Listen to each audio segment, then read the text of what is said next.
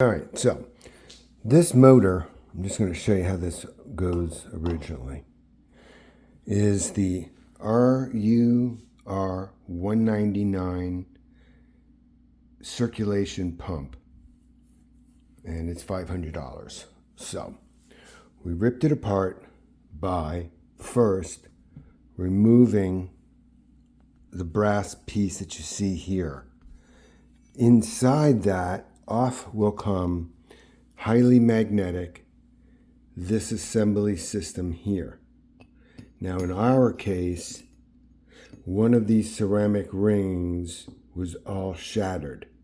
We were able to attempt a repair, as you see there, and it should work because the one that was broken was inside here. I just reversed them. So what I'm going to do now is I'm going to, with one hand, of course, which is really ridiculous, try to put this all back together for you. So, obviously, this assembly has to go in first, just so you remember that when you take out this piece, it unscrews from this system here. Why do you have to take it out? Because if this is broken, this shaft fits on the ceramic spacer first and then screws into here. The trick is to remember that there's a gasket inside here, a little black gasket. So just make sure if you're pulling it apart that you remember to put that back in if it falls off. So here we go. This is the centrifugal pump. You guys know what it means. I don't. I just know what I'm doing. Then that goes there. And then this is going to go on top of that, right? Without the gasket. There's another gasket that fits. Oh yeah, see that?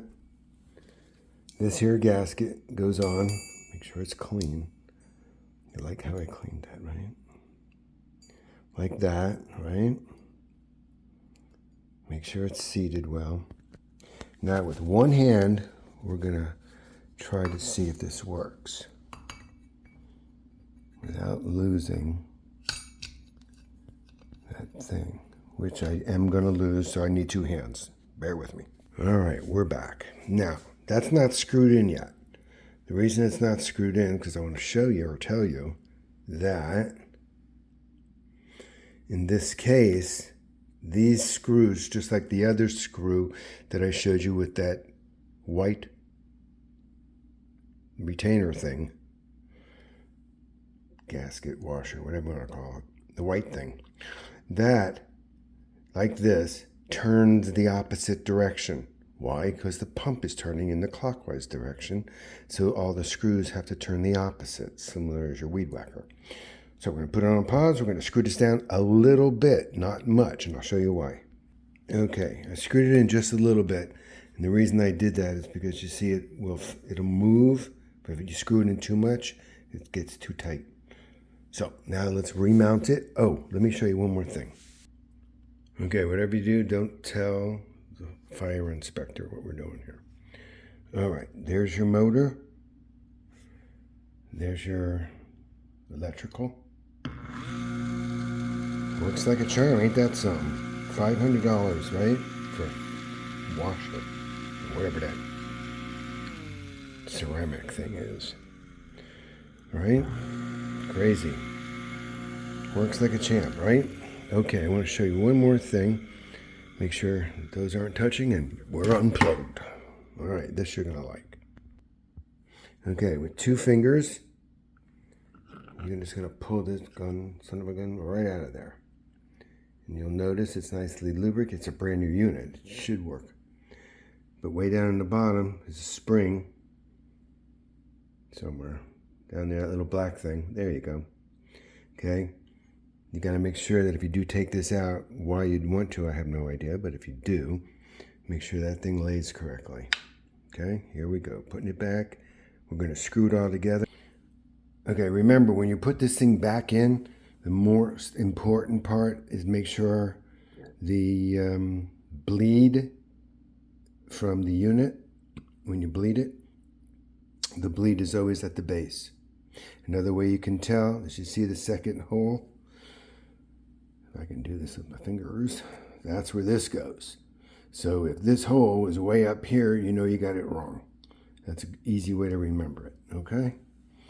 Now let's see. All right, so we screwed that back in pretty quick. Now what we want to do is check that screw for tension. Okay, remember, when you're screwing this thing in a little bit tighter, you have to make sure you're turning it lefty, which technically tightens. It's the opposite of normal. Okay, we still got our motor hook up here, hooking it back in, and we should get some torque here. And let's see. Works great. I'm gonna have to check that out.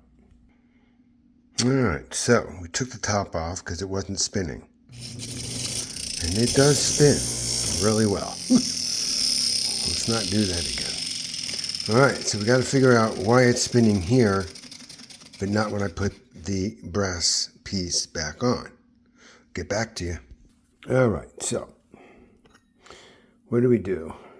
We sanded this down a little bit. Cleaned off the gasket. And we're going to try again like this. Everything spins like it should. Now we're putting our friend here back on. Boy, that thing, snap your fingers. Put him back on. Try again.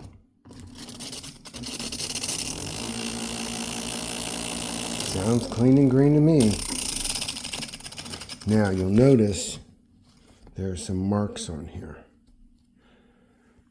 These and these match there and there, which when aligned, you'll see automatically, eventually, that it lines up. Let's test it again. Okay, don't get me started. This thing drove me nuts. It has some bizarre aligning mechanism. There's your pieces. It didn't work. I used the washer from in here. It has the silicone properties. Greased up a little bit with our friend the lube. And let's listen to it.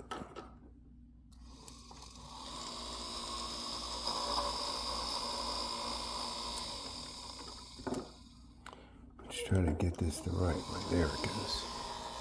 Okay, I'm definitely getting air out of here.